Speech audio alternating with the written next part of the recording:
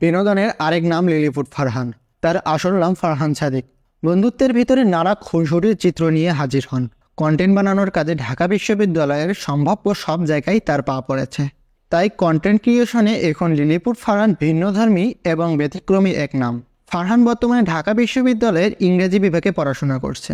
তিনি নিজে বাস্তব জীবনে যেসব কাজ করে, যেভাবে চলতে পছন্দ করে, সেসবেই তুলে ধরে কন্টেন্টে। বন্ধুদের সাথে কোথাও ঘুরতে গেলে সেখানেই ক্যামেরা দিয়ে ভিডিও করেন, পরে সেগুলো এডিট করে ফেসবুক এবং ইউটিউবে আপলোড করেন।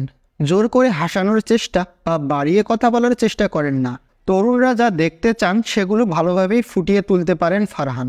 ভিডিও বানানোর পাশাপাশি ফারহানের কিছু বিশেষ গুণ রয়েছে। সময় পেলেই গিটারের সুর তোলে, গলা ছেড়ে গান গাইতে পছন্দ করে। তার গাওয়া কিছু গান ফেসবুকে সাড়া জাগিয়েছে। ফারহানের ভিডিওতে কিছু মানুষকে নিয়মিত দেখা যায়। এদের কেউ বা বন্ধু, আবার কেউ বা ছোট ভাই। সবাই ঢাকা বিশ্ববিদ্যালয়েরই ছাত্র।